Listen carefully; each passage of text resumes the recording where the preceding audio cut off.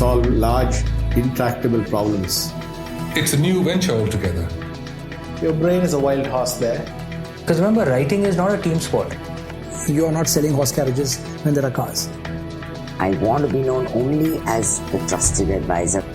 More like a tourist. Play to Potential podcast. Just like you would say, where does this new painting go in our home? You consider options and you pick one. And if it doesn't work there, then you try another one. And that's a big part of the tiny habits method is you design the new habit. And if it doesn't work, you redesign it. You don't beat yourself up. You don't cause yourself to feel bad because it's not a willpower or a discipline issue. It's a design issue. Just like putting a new painting on a wall where it doesn't work well. That's not a discipline or a willpower flaw. That's a design issue. So first of all, you get better and better at how to design things in your life. Welcome to the 58th conversation at the Play to Potential podcast. I'm your host Deepak Jayaraman, and I work with leaders as a leadership coach, sounding board, or as a transition advisor as they navigate the journeys. In this podcast series, we feature conversations from leaders from different walks of life around the world on three primary themes: leadership, transitions, and careers. My guest this time is BJ Fogg. He's the head of the Behaviour Design Lab at Stanford University and the author of the recently published book Tiny Habits. He's been spending several years understanding human behavior and how we can think about building sustainable habits. During the conversation, he breaks down the foundations of a new habit into three elements: motivation, ability, and prompt, and speaks about how we can work on each of these to begin new habits. He also talks about the nuance in how we untangle ourselves from bad habits. He insists that untangling is a better metaphor than breaking a bad habit.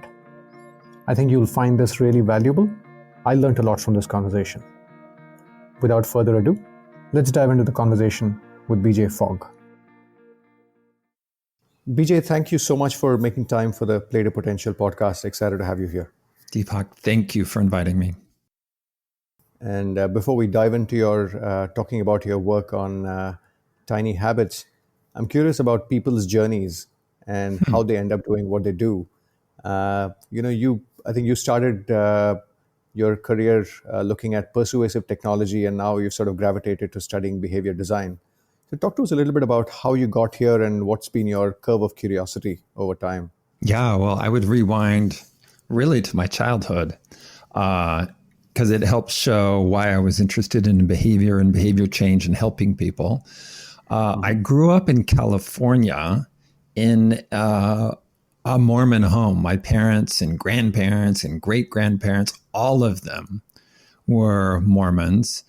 And part of the Mormon tradition, part of the Mormon culture is you don't drink coffee, you don't smoke, you don't drink, you pray twice a day, you fast once a month. And there's a whole bunch of behavior restrictions. And a lot of the culture, Stephen Covey comes also from this culture, and the Marriotts and Mitt Romney and things like that. So there is a culture around optimizing yourself. And so I certainly grew up with that sense and with focus on regulating your behavior and optimizing your behavior.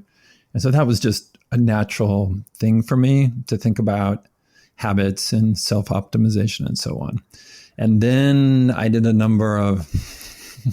I did too much schooling at universities, and it included work in rhetoric, where I was really fascinated with the power of language to influence and persuade. And that led me to technical writing and technical communication, which really focused me on the importance of simplicity. And then I went to Stanford and became a social scientist, a behavior scientist, shifted gears entirely. But I was still very interested in how human behavior gets influenced, and especially the power of simplicity. So like you said, I did early work, and I called it persuasive technology, doing research on how computers could influence our attitudes and behaviors way before they were doing that. I was mapping out the potential and showing the good things to do, but also the dangers and the bad things. And then became much more interested in health habits around 2009 and not interested really in technology. So then my work became more focused. So I was running a research lab at Stanford, the lab I still run. And really, we shifted to a domain that now we call behavior design.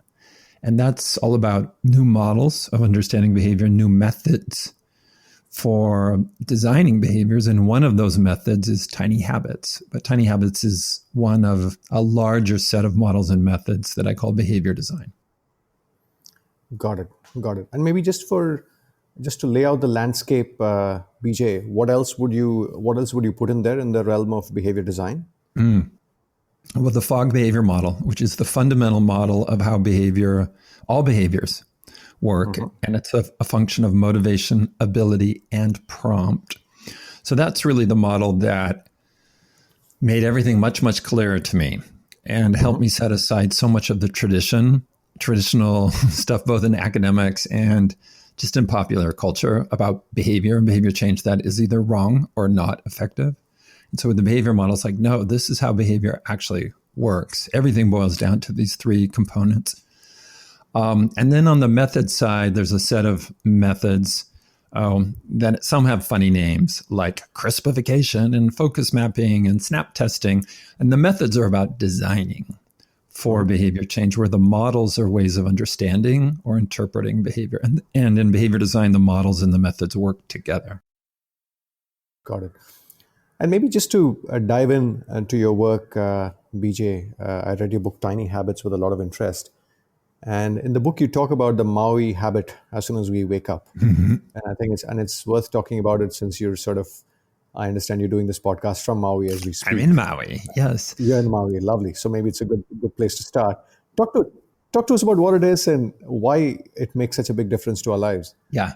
In the book, Tiny Habits, there's only one habit I prescribe for everybody. The rest of the book is how to create any habit that you want. But early on, I say, start doing this one habit. And it goes like this. After your feet touch the floor in the morning, as you're getting out of bed, say, it's going to be a great day. Say those 7 words. And I prescribe that habit for everybody because I have so much feedback over the years of teaching tiny habits and advocating for that particular habit that it made me very confident that every reader of the book would benefit from saying, it's going to be a great day as you get out of bed. And so it's especially funny when I'm here in Maui doing it. I get out of bed and I look out the window and there's the ocean and sometimes the moon. So I get up kind of early. Sometimes the moon is just over the ocean and it's really easy to say it's going to be a great day. And in other contexts, let's say I'm traveling and I'm tired and I'm in some hotel room and I'm really wondering why I'm there. I still say it, even if I don't believe it's going to be a great day, I say it's going to be a great day somehow. And that opens the door, opens the possibility to having a great day. And so it's just 7 words. And some people change it up. It's going to be an awesome day. Some people change the timing. As they're brushing their teeth in the morning, they say it. That's fine. But the key seems to be that by stating that intention, your brain actually entertains the possibility it could be a great day. And if you're waking up in a great spot and you think it will be, it helps you optimize for making it a great day. Got it. And you also in the book, before we get into the 3 pieces you spoke about, motivation, ability, and prompt, you also talk about the ABC of tiny habits, anchor, behavior, and celebration. And I was curious about the 3, but more specifically celebration. But I'd love to hear from you on how you see the 3 and why each of these elements are required for us to sow a habit seed in our lives. Yeah. So the tiny habits method was derived from my behavior model. So, and we'll probably get to this, but motivation, ability, and prompt, the core components are embedded in the method itself. And so the ABC of tiny habits is kind of an accident that it's ABC. That was not intentional. It just happened. But A stands for the anchor. So that's the thing you already do. It's solid and reliable in your life. The anchor then reminds you to do the new habit. So the B is the behavior. What's the tiny behavior? So brushing might be your anchor. You always brush. And let's say you don't have the habit of flossing. So flossing is what then comes right after brushing. So brushing becomes the reminder to floss. And that's how you do it in the tiny habits method. You don't put up Post-its, you don't use alarms.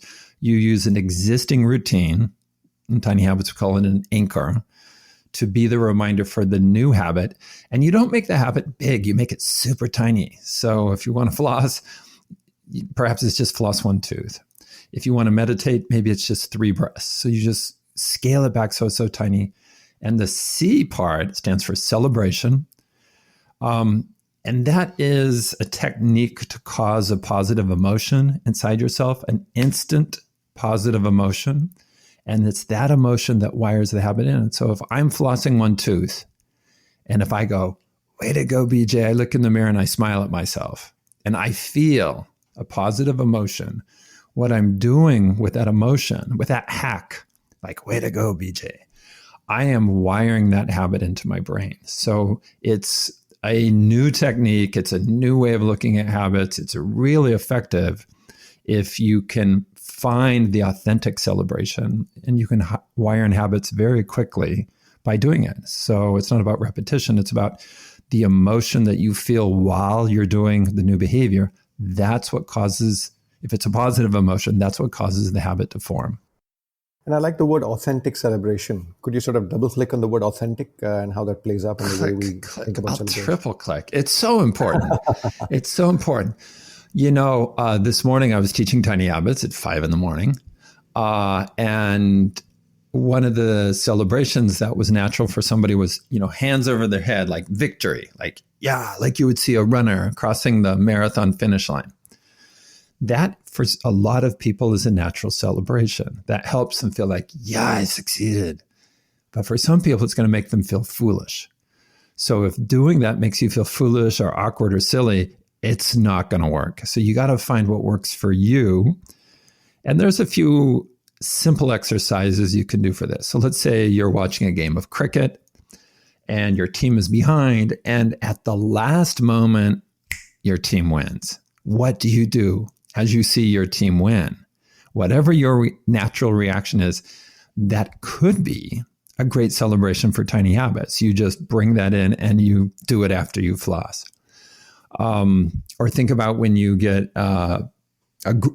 your exam back and you got a perfect score, and you're alone, right? You're not in the class. You're alone, and you get it. What do you do? Let's say, for example, you are throwing a piece of paper into the trash bin across the room, and you're not sure you're going to make it, but you throw it and it goes in. What do you do at that moment? Those are all clues of what your natural celebration would be. So you take those clues and then you actually apply it deliberately. So you don't leave that emotion to chance in tiny habits. You deliberately, you hack that emotion in order to change what's going on chemically in the brain. And it has to do with dopamine regulation.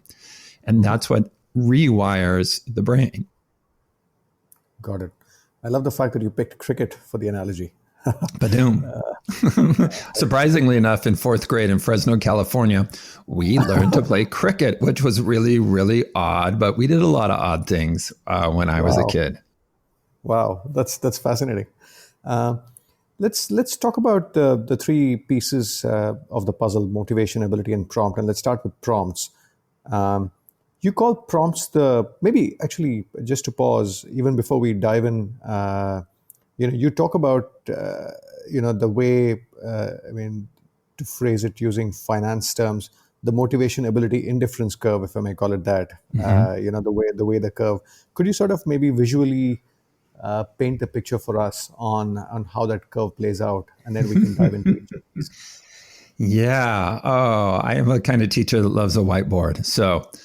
But it basically works like this. So in the behavior model, you have motivation, ability, and prompt. So let's talk about just motivation and ability. Those 2 components work like teammates. And if the motivation is really high for a behavior, you can do hard behaviors. But if the motivation's really low, you can't do hard behaviors. Therefore, it has to be really easy. Or in other words, you have to have high ability to do the behavior. So one of the breakthroughs in that model is the understanding that motivation and ability can compensate for each other. So it's a compensatory relationship, and talking about them as teammates is a little more straightforward. Let's say you're playing volleyball and there's two people on a team. If your teammate's really strong, you can be weak and you can still win. You both can be strong, but you both can't be weak. Otherwise, you won't win. So if motivation's low and it's hard to do, then despite how many times you're prompted, you won't do the behavior. So there is a curve that I call the action line on a landscape, that the visual version of the model. And if you're above that line, so if motivation is high and ability is high enough, you're above the line, you will do the behavior when prompted. If either one is zero, you have no motivation or you have no ability, then of course you won't do the behavior when prompted. And if they're both relatively low, you're probably below the action line. And even when prompted, you don't do the behavior. So what's really exciting, I think, I mean, it looks so simple graphically, but the implications are enormous. It helps you understand that in order to do hard things, you have to have high motivation. But then when you look at the reality of being a human being, you don't always have high motivation. So that means to be consistent in doing any behavior, it needs to be easy to do. And this was the insight that led to Tiny Habits. If the new habit is really easy to do, then you don't need high levels of motivation. Your motivation can sag and it can be pretty low, and you'll still do the behavior when prompted. So that Tiny Habits method came from me looking at my own model and seeing that, acknowledging that motivation goes up and down over time. We don't have lots of control over levels of motivation, but we can make things easier to do. In fact, let's make them so easy to do that the motivation needed is minuscule. And that's really what Tiny Habits is about. It's about consistency of doing the habit, not the size or the difficulty of the habit. Got it. This is your host Deepak Jayaraman here. This piece reminds me of my conversation with James Clear, the author of Atomic Habits, who was earlier on the podcast. He makes the link between sowing a new habit and small changes in our identity as a result. Every action you take is like a vote for the type of person you want to become. And so, in a sense, your habits are how you embody a particular identity. Like every time that you make your bed, you embody the identity of someone who's clean and organized. Every time that you make a healthy meal and cook that at home rather than eating out, you embody the identity of someone who is focused on eating healthy. Every time that you write one sentence, you embody the identity of a writer. And no, those little actions, those tiny habits do not radically transform your body overnight. They don't lead to a written book in a single day, but they do cast a vote for being that kind of person. And so early on, that's really powerful because those habits provide evidence of this new identity. They give you a reason to root that belief in something.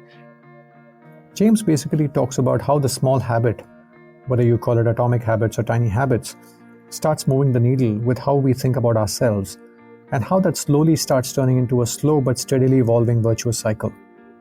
For more, do look up my conversation with James Clear. Now, let's get back to the conversation with BJ Fogg. And to maybe bring the third variable in, prompts. And you call prompts the low-hanging fruit of behavioral change. Why so? Oh, because it's just, we can design prompts in and out of our life pretty easily. So a prompt is anything that reminds you or cues you or triggers you to do a behavior. I'm using all of those as synonyms. It's the thing that says, do this now. Mm-hmm. And there are various sources. There's basically three categories of prompts. And in Tiny Habits, the category we use is you use your existing routine to be the prompt. And that's different, and that's a breakthrough. And that means you don't use the other category, what I call context prompts, which is Post-its, alarms, other people, notifications, all those things that annoy us. You don't use that in the Tiny Habits method. Instead, you use something that's natural, something that's already built into your life, an existing routine And then you anchor your new habit to that existing routine. And so and that insight didn't come to me for a while later. So I knew motivation, ability, how they work together. And I knew that making something super simple would let you be consistent in creating a habit. But then it's like, how do you prompt it? How do you prompt it? And then that just happened like a lot of breakthroughs. There's literally was getting out of the shower and it's like, oh my gosh, it's after. You figure out what this comes after and you use the preceding behavior to remind you of the next thing, this new habit that you want. And so then it all clicked. And then I knew I had all the pieces in place because it always comes back to just motivation, ability, prompt.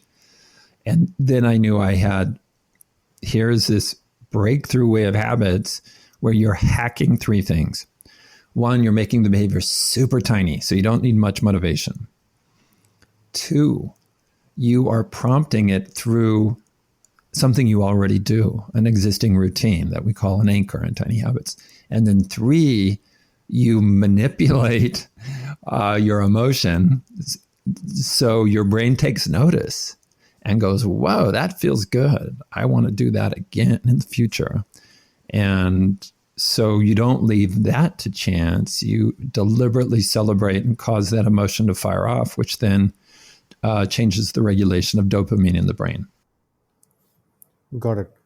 And if maybe you talk about the, brushing and flossing analogy, right? And if I apply it to my life, I often tell myself that, yes, after I brush, I should floss and maybe start with one tooth.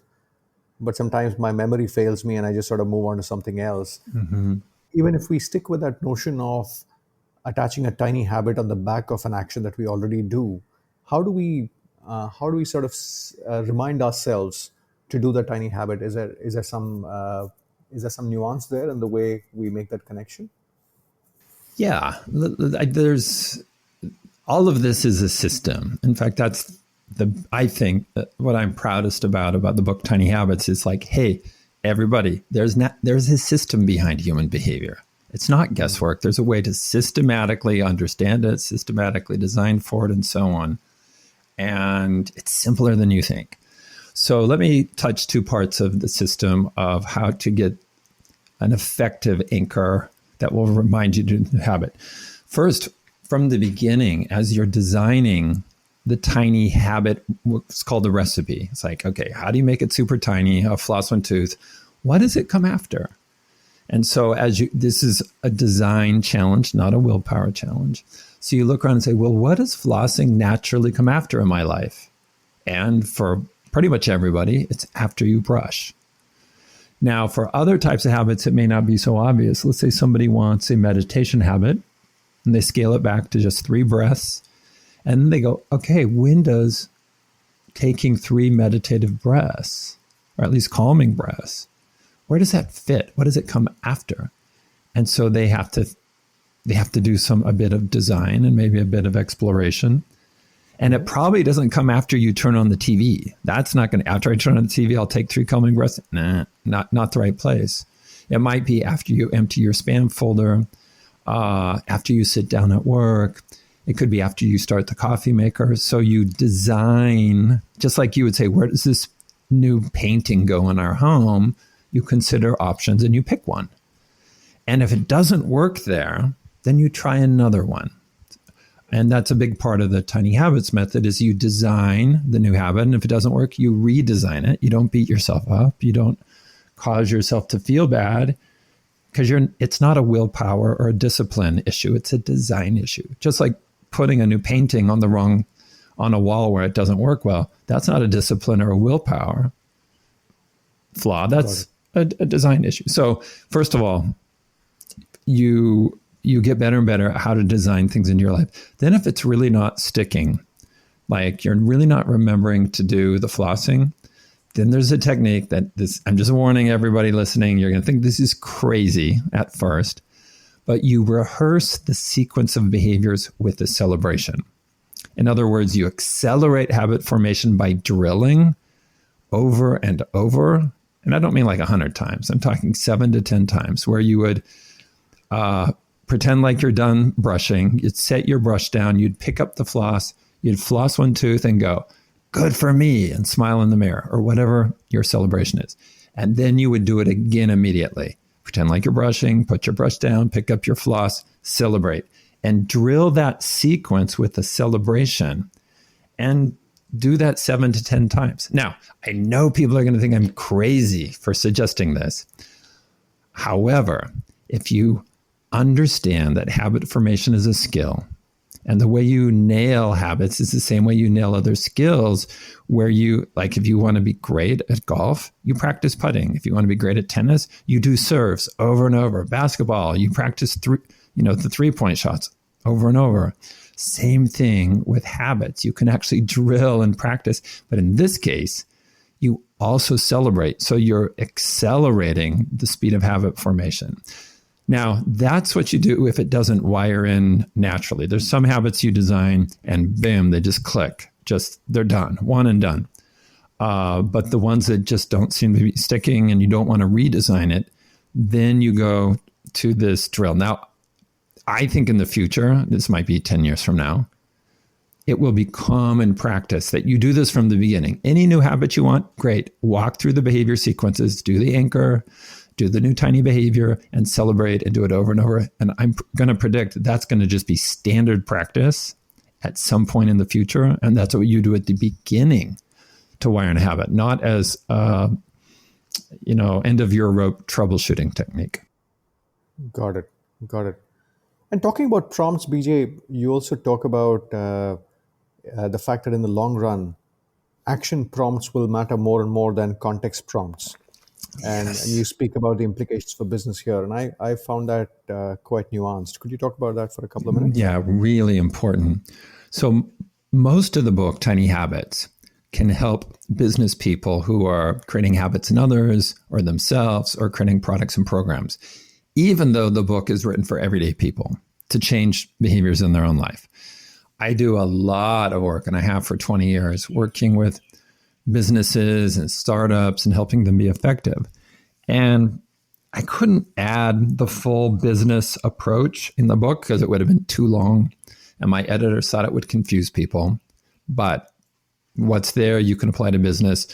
And I do talk a little bit about this issue, and let me explain it. So action prompts, that is the category like the anchors, where you're being prompted by something that happens naturally, whether it's your own routine, whether it's a baby crying, whether it's a stoplight changing, or your kid coming home from school and saying, hey, Dad, I'm home. Like any of those can serve to be a reminder to do a new behavior. Like your kid coming home saying, hey, Dad, I'm home might be the prompt for you to go give your kid a hug. Now, those kinds of prompts are all around us. We already have lots of those. And they're not annoying. Because they already happen to us. All we have to do is build an association between your kid saying, hey, Dad, I'm home, and the habit, as opposed to the context prompts. Those are the Post-its, the email reminder, the pop-ups, the notifications on your phone. We are overwhelmed with those. And those are getting less and less effective, and people are just becoming blind and deaf to those because there's so many of them, and we can turn some of them off.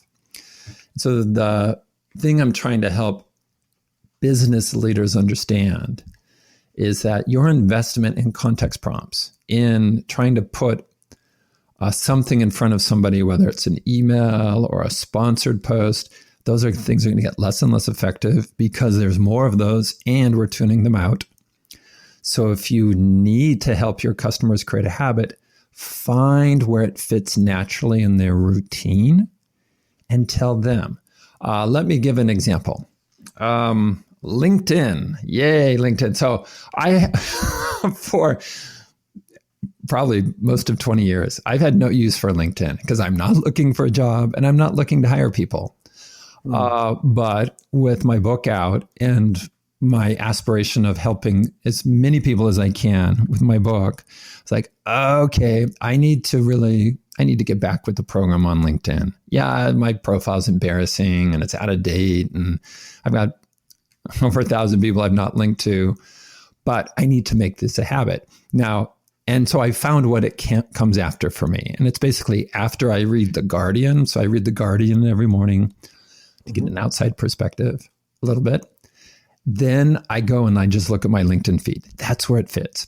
Now, if I were a LinkedIn product manager, if I was trying to get more people to use LinkedIn who had stopped using it, I could just do a tiny bit of research and say, when do people use LinkedIn on a daily basis? Where have people found that this fits naturally in their life? Oh, we did some research and we found that after people check the news, then they check LinkedIn. And then we found for other people, after they sit down on the bus or the train, then they check LinkedIn. And we found for other people, it's as soon as they sit down for their lunch break, that's when they check LinkedIn. So they could take those insights and they could feed that back to people like me who had lapsed on LinkedIn and said, hey, using LinkedIn daily is a great way to keep up with important things in your industry. And try one of the 3 spots after you finish reading the news. After you read the news, then fire up LinkedIn. Or after you sit down on the bus or train, then fire up LinkedIn, and so on. So you could tell your customers, this is where, here's some possibilities where it fits in your life. Try it out and see what works for you. So then they don't have to send me notifications or emails or just lose me as a customer. They tell me how to design the LinkedIn habit into my life. I like that. I mean, maybe back to your metaphor of hanging a painting, maybe proactively work with you to figure out where to hang that painting in your house. Yeah, right. And with a little bit of research, they could probably discover, I'm going to make a guess here, that there are, I'll just stick with 3 places, that there are 50% of their daily active users probably position it, 50% is too optimistic, 25%, with just 3 suggestions that would cover 25% of their daily active users. And then probably 10 spots, 10 routines, probably cover 50%. So it's not like there's 100 spots it fits. There's a finite number. Well, there's a finite for most people. And they could just discover that and then just help their customers create the habit. So I think that's the future for most businesses that need to create habits, rather than using annoying reminders and emails and whatever, is you help your customers or potential customers, you help those people design it into their life. So don't let them just guess. Tell them where it goes. Just like if I were to buy a painting and somebody says, guess what? This painting needs to go on a big wall and it needs to be, facing away from or having natural light. Then you've guided me where to put that painting and I won't make a mistake of putting on a tiny wall in the dark. Got it. Let's move to the other piece, BJ, ability. You talk about the ability chain and urges to explore the weak links in the chain. Talk to us about what the ability chain is in the context of behavioral change. Yeah, one of the most important things to do for any type of behavior, habits especially, but there's other types of behavior like doing a behavior once or doing it for a limited period of time, is to make it easy to do. And in Tiny Habits, you make it radically easy.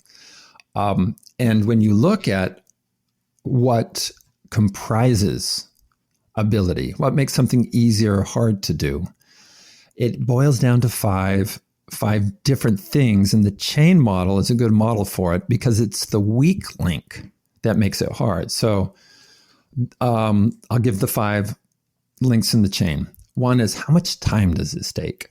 So if it takes a lot of time and you don't have a lot of time, then that's a weak link. How much money does it take? Well, it takes a lot of money and you don't have much money, then that can be a weak link. How much thinking does it take? How much physical effort? And the last one is, how well does it fit into your routine? So it could be that all of those links are strong, except let's pick the money one. Like, it takes very little time, very little thinking, very little effort. It fits beautifully into your routine, but it costs, let's say, $199 a month. Well, that's a weak link. That makes that behavior hard for you to do. So when you're designing habits into your life, you want to look at a habit and say, what's making this hard to do? And can I make that easier? If you're designing for customers, for example, and they're not doing the behavior, even though they're motivated, then it's like, well, it's too hard to do. What's making it hard? Is it we're asking for too much time, too much money? have we made it too complicated so they have to think and so on? And then you shore up the weakest link in order to make it easier to do.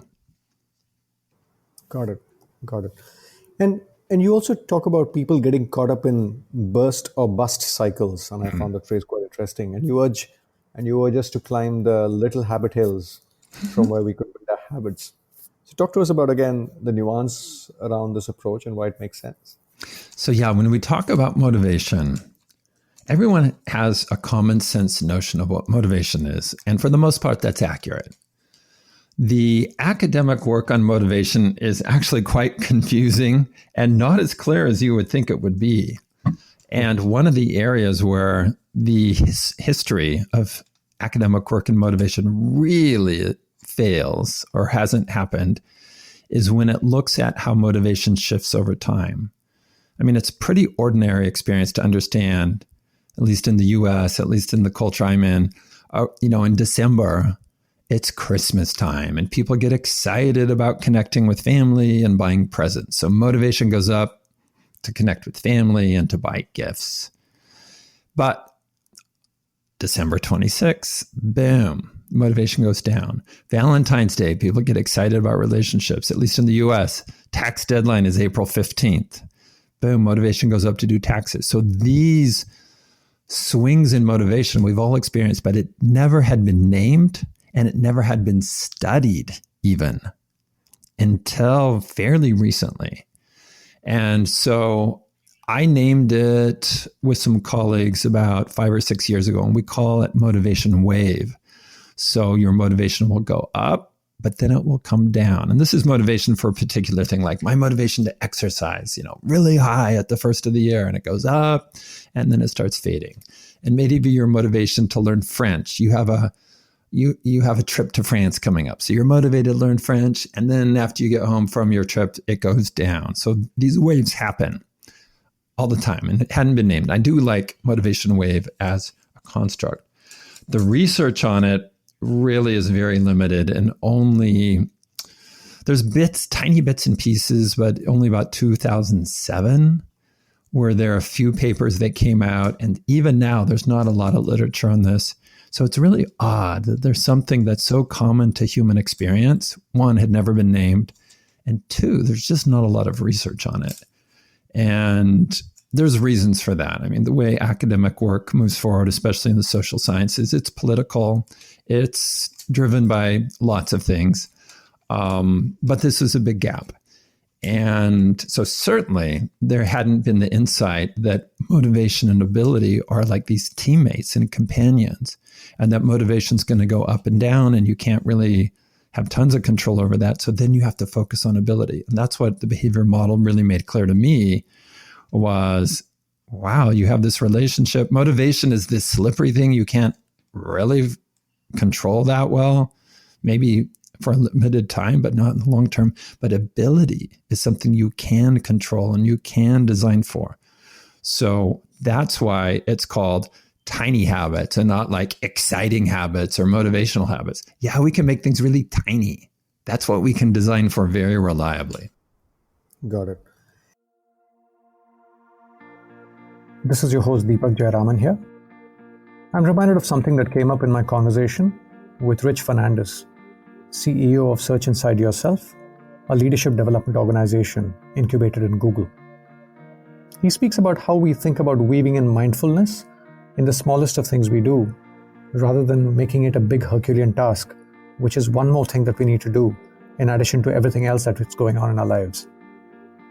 Something that's relevant as we are packing in several things into our lives in these times.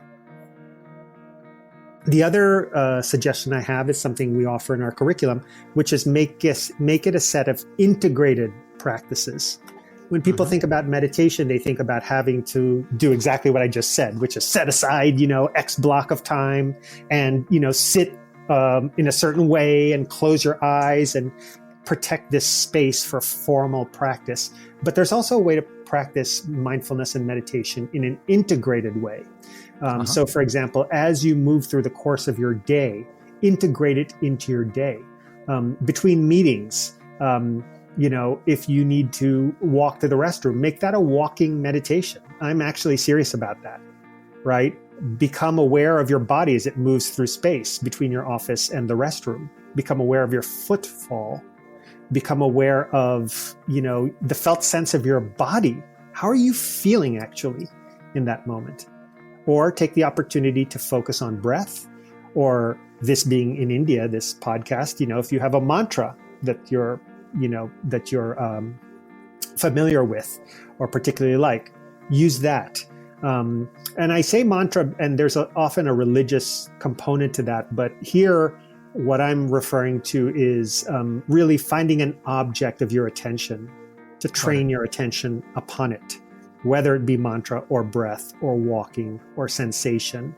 You can really do this throughout the course of your day. I was driving to work today and I was focusing on my breath, not so much so that I wasn't able to drive, but when there was a red light, when I was stopped in traffic, in and out for 3 breaths, I noticed my breath.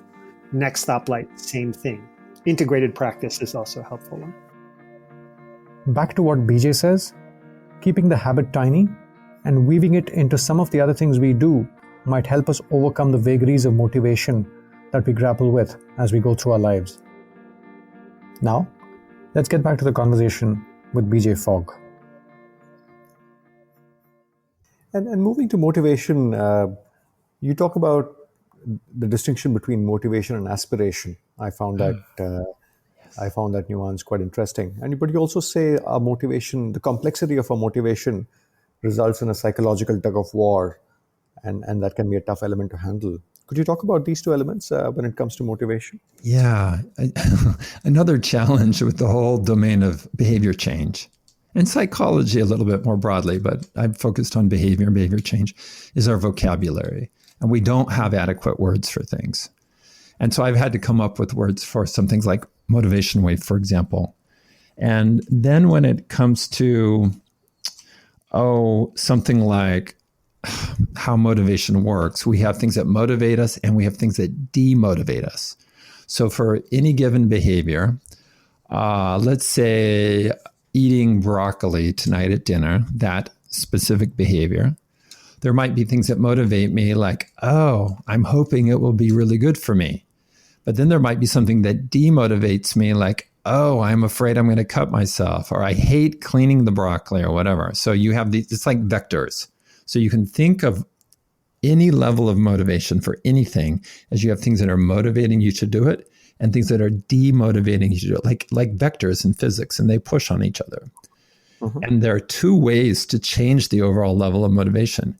You can either try to boost, like broccoli's so good for you, it's so healthy, it's so great. So you can push up, or you can remove what's demotivating you. Let's say you hate washing the broccoli, but then you find you can wear gloves. So you don't get your hands like wet or soapy. So now that demotivator of, I don't like the soap, I don't like the washing. Well, you wear gloves, so that goes away. So one of the key ways, if you need to increase your motivation for something, is to look at what's demotivating it and try to remove that demotivator. And often it's fear. That is the thing that's demotivating you to go to the gym or to try a new recipe or to give a talk at a business conference and so on. Got it. Just moving to the other piece, celebration, BJ. You talk about celebration being a habit fertilizer. You spoke about it earlier in our conversation. But I liked the nuance you bring between the distinction between celebration and rewards. And so you talk about the fact that the brain requires a quick lock-in after a behavior. Could you talk a little bit more about the distinction here? Yeah, so rewards is one of those words that the way we use it in English today is ambiguous. And reward is the right technical term. However, many people use it in a way that's not accurate. Too often when people say, I'm going to go to the gym and then I'm going to reward myself by, going and watching a movie. Well, I would call that a prize or an incentive. It's not a reward. Reward is the thing that happens as you do the behavior or immediately after.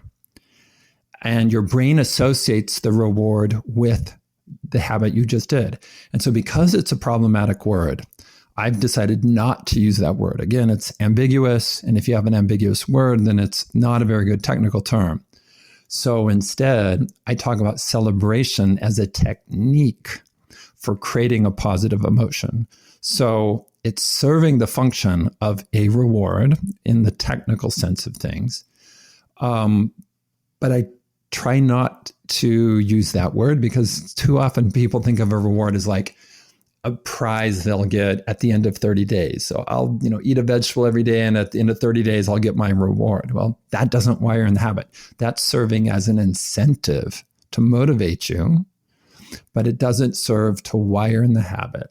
So really what you're shooting for to wire in the habit is to cause a positive emotion inside yourself. Now, sometimes these will happen naturally. When you look at any app or technology that you love and you use on a daily basis, I would wager a lot of money that the first time you use that app or that technology, it made you feel very successful. It made you feel like you had superpowers, like, oh my gosh, I can do so much. I'm so capable with this. And that's what helped wire that in as a habit, was that sense of success. I'm achieving something important. And so that will happen naturally with, lots of things. But for new habits, that doesn't always happen naturally. The fact that you're wiping the kitchen counter doesn't make you go, oh, I'm so great, naturally. So you hack that emotion by going, look at the counter, I'm so awesome. So you deliberately cause that emotion to fire off. And so celebration is the term that we decided to use for causing that emotion. And we looked at other terms like self-cheer. That was one we looked at, or just plain cheer, cheer yourself, cheer for yourself. I could have also picked like reinforce, self-reinforcement as the word, but self-reinforcement has already been used in the 70s to mean something, and it's something quite a bit different. So I couldn't use the term self-reinforcement, but that's what you're doing with celebration. You're reinforcing, you're making that habit stronger, and you're doing it deliberately. So celebration is the technique to self-reinforce. Got it. And talking about growing habits, when is a point where we can start thinking about moving from a tiny habit to a big change? How long should we keep it tiny? What does your research show? Well, the surprising answer is you can do it day one. You can do a bigger version of the habit anytime that you want. But the key with tiny habits is you set the bar low and you keep it low. You can always go way over the bar if you want and count it as extra credit, but you don't have to. For the years I've been flossing 2 times a day, there are some days I just floss one tooth and I move on. And I do not consider that a failure. I consider it a big success. It's like, something was going on. Maybe I was really distracted or busy or just not in the mood. I still got the habit done. Good for me. So the idea in tiny habits is not start tiny and then raise the bar. It's not that. Just too many journalists and people writing about tiny habits, and that's not how it's done. You set the bar low and you keep it low. But you will find that you will naturally do more and more. But you don't raise the bar even so. You just keep thinking of yourself as a superstar, as the A+ student who is overachieving continually. And that takes a mindset shift, especially for high achievers who are used to raise the bar and you just keep going higher and higher. And so it really is a skill. This is one of the skills I talk about in the book, is to set the bar low and keep it low and actually be good with underachieving and being okay on those days you can just floss one tooth, being okay with that and not feeling bad, but feeling positive. That reaction is a skill. And so for the high achievers out there listening, this concept may surprise you, but this is how you make habits. Aren't really about the size of the habit. It's about the consistency of the habit. And as long as you're being consistent, you can do a bigger version anytime. So you really, really want to get the consistency nailed. Do more when you want to. And when you don't want to or can't, just do the tiny version and keep it consistent. Got it. This is your host, Deepak Jayaraman here. This is a profound point that BJ makes. A lot of people, I would include myself here, often fall victim to the habit and become its slaves without realizing. Devdutt Pattanaik makes the point in quite a provocative but an effective way. See, this concept of habits is a Western idea. It comes, Indian, habit is a bad word in Indian philosophy. It's a bad word. Therefore, you are continuous. Another word for habit is conditioned. I'm conditioned to do it. Conditioning, that's a Pavlovian response, right? A dog has a habit of salivating whenever the bell rings. And the West has made it a virtue. Action without thought is habit. Repetitive action without thought is habit. And if you look at many of the cultures in the West, they are like domesticated animals. At a particular time, they'll get up and run. At a particular time, they'll get up. So it's this kind of they are on a treadmill all the time. And this is seen as virtue. Driving in the car with a coffee in your hand. Nobody sees in America that this is tragedy. It's a tragedy. You can't enjoy your coffee. You can't enjoy your drive. You have glamorized slavery. You have glamorized slavery. And nobody sees it because all the Gurujis in their white coats with their chin, what is that called? The fist on the chin photographs, those photographs that you see are telling you, therefore it must be right. Nobody's questioning what is the habit. And habit has been somehow projected as a good thing. Indian thought is all about awareness. It's all about awareness. Why are you doing what you're doing? Why are you doing what you're doing? Why are you not doing what you're not doing? And once you're aware, then you realize what is of value to you and what is not of value to you. So you are not in a habit, then breaking habits becomes difficult. And then breaking habit becomes, there are good habits, there are bad habits. Habits are good and bad depending on context. So you will find people behaving that's why I always find, when expats come to India, they have a tough time because the habit is suddenly in this new context they don't know. Because, oh my God, there is no place to run. There is no place to, oh my God, they don't have this thing. Because the habit, right? They become the animal. You have become like an animal. And habit really goes to the lower part of your brain, not the upper part of your brain. And your habit is about avoiding life. You do habits like, it's an addiction. It's like autopilot. It's an autopilot. No, and it's addictive. Like I have a habit of writing, but it's addiction. If I don't write, I get withdrawal symptoms, which means I've trained my body to be in pain when I don't do it and to get pleasure when I do it. And I'm not aware of it. I'm just doing it mechanically. So we are an awareness culture. Awareness, not habit culture. Habit culture, empathy goes away. Devdutt speaks about the role of awareness versus habits and how we should not become slave to the habit. That still leaves us figuring out how we build good habits while being aware. Instead of seeing this as either or, is there a way we can combine the two and get the benefits from it? Here's where we turn to the Japanese for inspiration. One of my earlier guests, James Clear, author of the book Atomic Habits, speaks about something that he observed in Japanese train stations. There's this method, which is called pointing and calling, that I think helps raise our level of awareness about our current habits. And once we become aware of our habits, then we can change them. Then we can start to more meaningfully adjust them. So the story, and I actually saw this when I went to Tokyo. If you walk around Tokyo and go to a train station, what you'll see is this interesting pattern where when the train pulls into the station, the conductor will point at like a signal and say the signal is green, or they'll point at the speedometer and say speedometer is 30 kilometers an hour. Outside on the platform, other employees are doing similar things. They're pointing up and down the platform and they'll say platform is clear.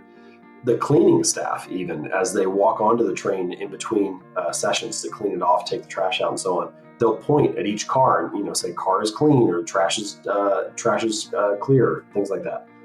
And the purpose of this is that for anybody who does the same kind of job over and over again, like a train conductor pulling into the station, it becomes kind of automatic. It becomes habitual. And so it's very easy to overlook your mistakes. And so by pointing and calling, by literally physically pointing and saying out loud what you're doing, you're raising the level of awareness of the action. And people don't use the phrase pointing and calling, but you can see them do this kind of thing all the time in daily life. So for example, I have a friend who she'll leave the garage door up accidentally sometimes. And so now every time she pulls out of her garage, she points at the door and says, garage door is down. Or when you're getting ready to go on a trip or leave your house for a few days, you might double check everything and say, I have my keys, I have my glasses, I have my wallet. And you're like touching them in your pockets while you're doing that. And so those are all examples of pointing and calling to try to double check, to raise the awareness, to be more aware of what we're doing. And if you want, you can actually use that same strategy when you're trying to build or break habits. So for example, if you want to stop snacking, when you reach into the cupboard to get out a cookie or go to the pantry to get out a snack, you could say, I'm about to eat this cookie and I don't want to because I'm trying to stop snacking. And just the act of saying that out loud before you do it might be enough to prevent you from it. It sounds silly. It sounds a little like over the top to do it, but it can be a very useful strategy early on so that you become more aware of your behavior. I guess the long and short of the point I want to make here is that while we often glorify building habits, we forget the criticality of building awareness. Like BJ says, being aware gives us the ability to ramp up or ramp down a habit, depending on the circumstances, without being obsessed by it. Habit is a bit like the engine of an automobile, where awareness is like the steering wheel, without which you could end up crashing your Formula One car when you see a bend in the road. You would appreciate the significant effort that goes in editing each of these conversations, where we also try and connect the dots with some of the other nuggets from other guests in the podcast. Hope you find that valuable and helpful. My only request is that if you find the podcast of value, that you take a moment and rate and review the show on Apple Podcasts or any other platform where you consume the content. It will help other listeners discover this podcast and benefit from it. Given the extent of clutter in the world of content creation, this one simple action from you will help people sift signal from the noise and help more people benefit from the content. Now, let's get back to the conversation with BJ Fogg. And moving to maybe breaking free from bad habits, you also use back to also being specific about language. You mentioned that breaking a habit is possibly not the right language and untangling it is more like it. What's the nuance, the way you see it, BJ? I am so glad you're asking all these questions about terminology. Maybe I'll just do an academic paper just on this. The language around behavior change has held us back. And this word, break bad habits, has been one of the problems. Because break implies that if you put a lot of force in at one moment, like breaking a stick, it'll be done. So a lot of force, a lot of energy in one moment is how you solve it. That's not how these kinds of habits get solved. It's not about a one-time thing that gets people to stop gambling or stop drinking or stop gaming or whatever the addiction is or whatever the bad habit is.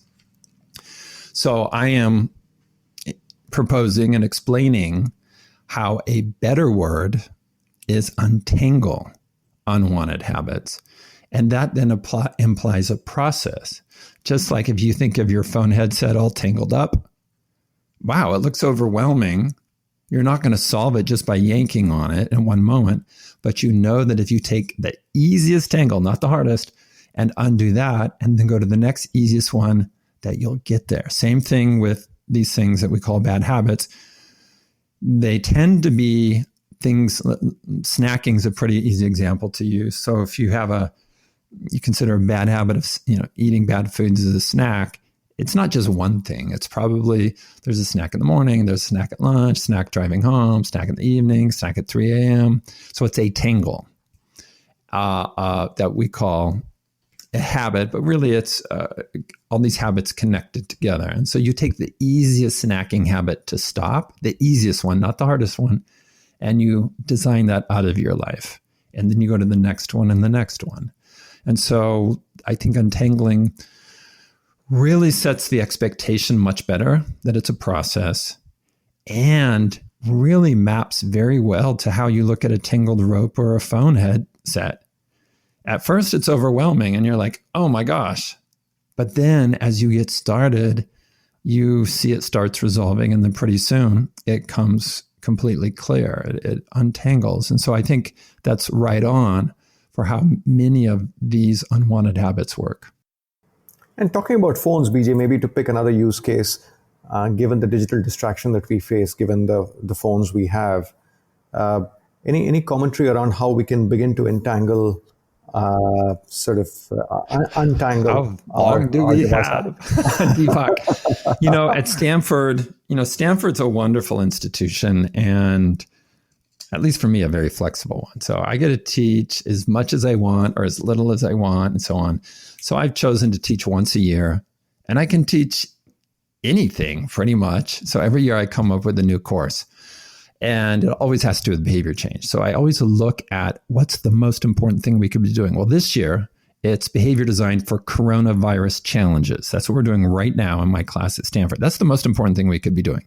It was going to be behavior design for climate action, because it's like, oh my gosh, this climate, but with the coronavirus thing, then it was like, no, this is more urgent. So that'll be later, the climate action. But last year, the focus was on screen time.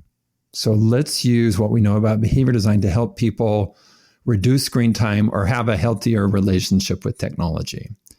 And so we did a lot of work there. And there's, it's a problem that has lots of facets to it. It's like who's doing what and so on. And we have a tool that anyone can use at screentime.stanford.edu that can connect you to our database of over 150 different ways to reduce screen time. You answer a few questions to this genie character, and then the genie, has some AI, and then says, here are the 3 solutions you should try. But let me give some really simple, yes, you can go to Screen Time Genie and do that, but some simple examples. For example, before I started talking to you, so I have this habit, it's very simple. I just turn my watch over, I scroll up, I push on the little moon sign, and I go on, I don't even know what it's called. I know how to do it. It's called Do Not Disturb. So I do that for 1 hour. Simple, simple, simple. And it means I'm not checking my phone and I'm not being interrupted while I'm talking to you. So you can just create these habits of going on Do Not Disturb. Maybe it's a habit of turning off the internet router at night. So after I lock the door, I will turn off the internet router. Maybe it's not a habit, but a policy of, hey, everybody, at our family dinner table, no mobile phones allowed. I know in my own life at parties that I host, I don't let people use their phones. It's like, you've come to my party, your phone, you're not using it. And same thing with dinners that I'm hosting. It's like, no, you're not going to be on your phone at my dinner because I'm paying for it and I'm hosting you. And that means you're going to be present. So sometimes it's habits that you can form. Other times, and I think we're going to go here as a culture and even more globally, is to understand there's etiquette around these things. And if you're at somebody's dinner, at somebody's party, you do not pull out your phone and disconnect. Last year, I was in charge of my family reunion. And as a Mormon family, it's a big family. And we get together once a year on an island in Idaho. So we have a cabin on this island. And I was in charge. The leadership rotates among the siblings. So every 6 years, I'm in charge. And I thought, well, what theme? We always have a theme. It could be Olympics. It could be cowboys. It could be pioneers. I thought, well, the theme is going to be airplane mode. This reunion's all about not using our screens, but instead actually being present with each other. Because what typically happens, and it drove me crazy, is we would come from all over the place to this little island, and then people would be texting their friends in Las Vegas or wherever they're from. So I thought I'd have a big rebellion on my hands with my family, but they loved it. They loved it. So we had very specific rules set up about how you could use your devices and how you can't use them. And it really led to a wonderful reunion where we were there and we just really talked more. We played more games. People were 100% present. And so I do think that's coming, that we will get out of our awkward, adolescent, inappropriate use of technologies, both when we're alone and with others. And we will have a more mature approach, an etiquette around it. And we'll understand that you simply don't sit at a restaurant, at a business dinner or a party and pull out your phone and check messages. That would be like farting at the table, or that would be like pulling out cigarettes and starting smoking in somebody's home. You just don't do it. So I think we will get there. Got it. And maybe that's a good segue to talking about what's front and center in our lives, COVID-19. You spoke about, teaching a course at Stanford on this topic.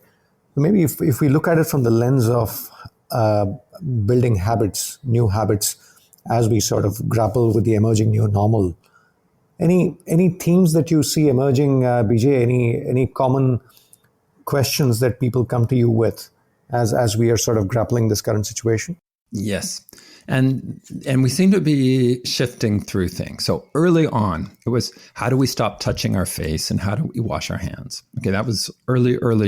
There's less around that now because most people are sheltering in place. And so then next it's, oh my gosh, how do I be productive during lockdown? Or how do I get along with my spouse and kids? Or how do I homeschool my kids?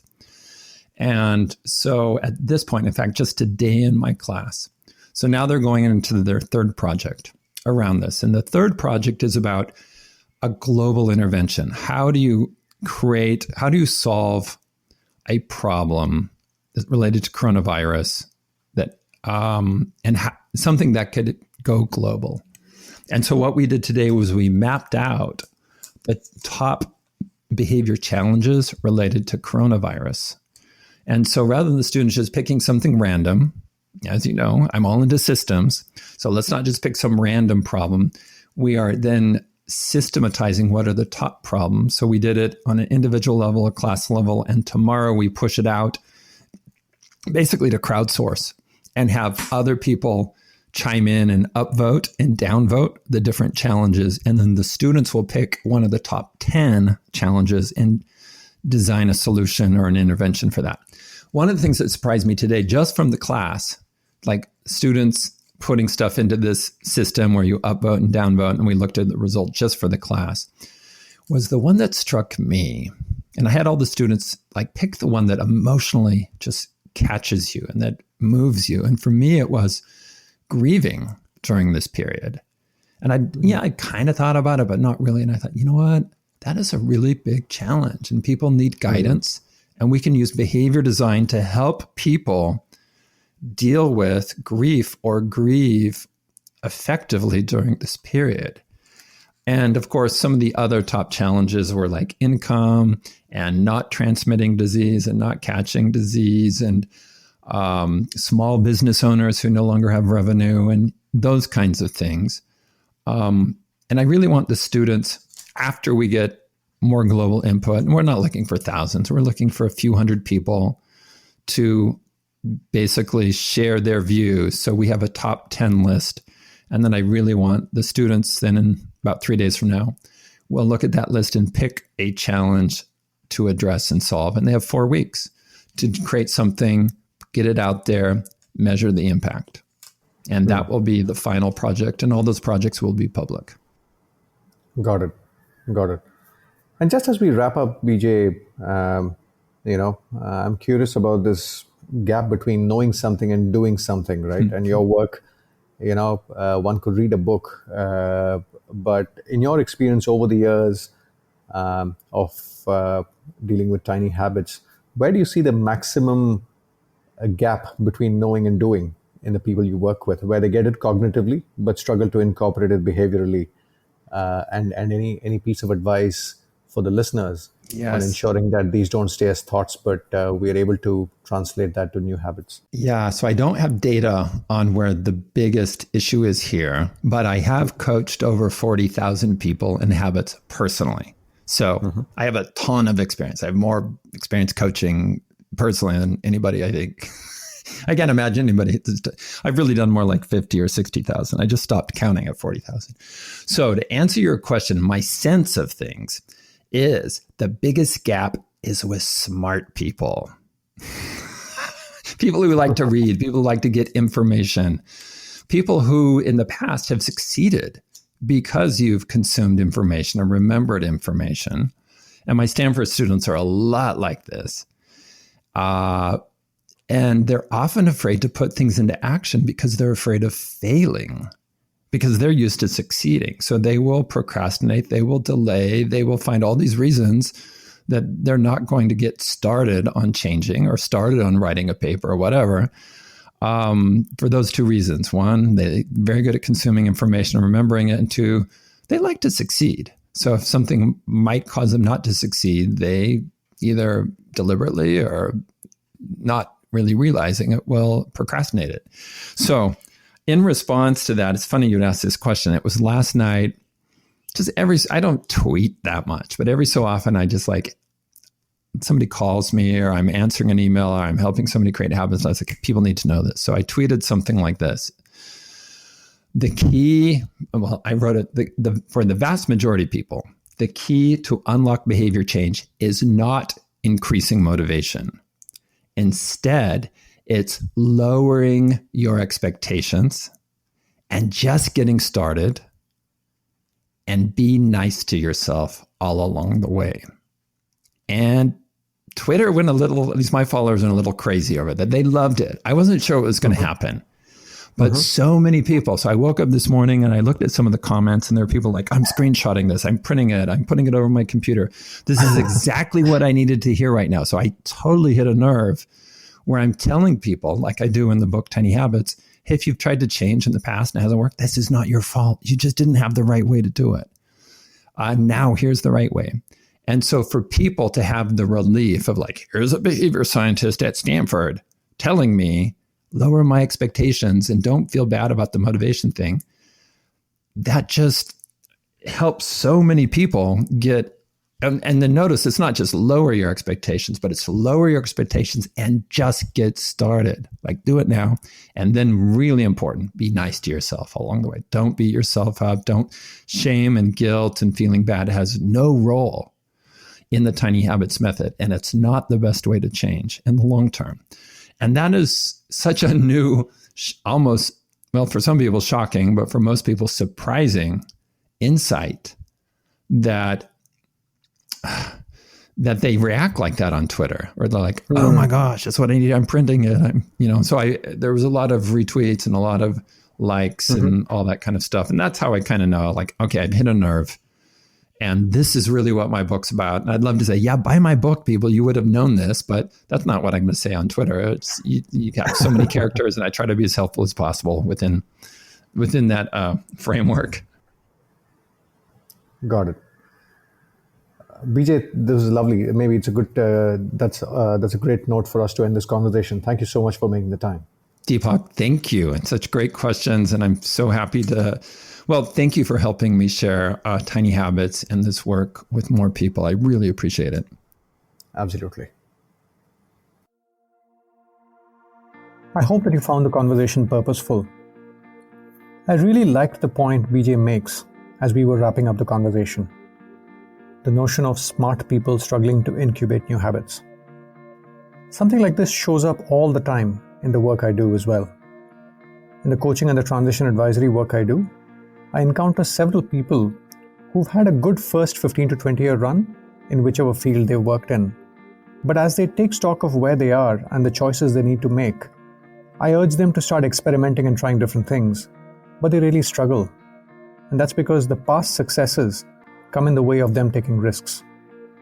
The previous guest of the podcast, Jennifer Garvey-Berger, spoke about the 5 traps we often find ourselves in, and one of the 5 traps she talks about is being shackled by the past, which in a sense is very similar to the point BJ makes here.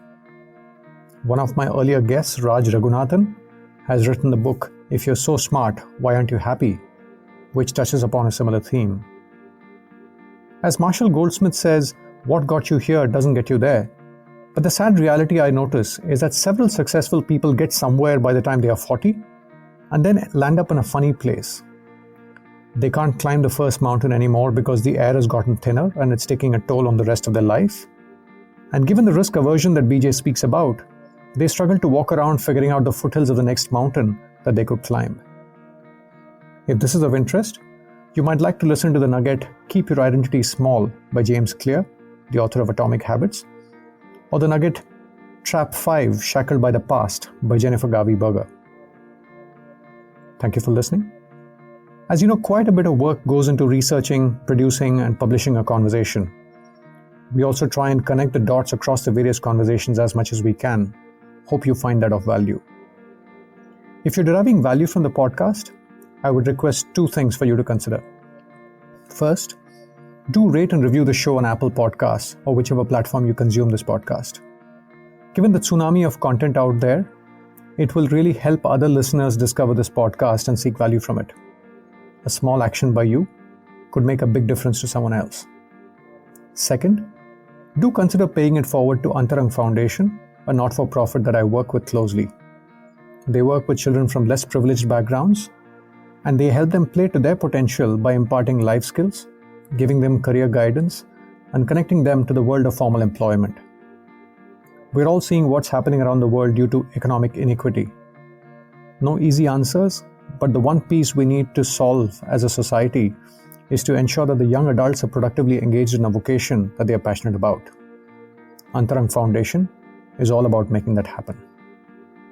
Thank you, and look forward to having you at a subsequent conversation on the podcast. For more, do check out the podcast archives, which include curated playlists by theme, 500 plus nuggets, and 56 plus guests at playtopotential.com. To know more about the coaching and the advisory work I do, please visit About the Host section at playtopotential.com. Bye now.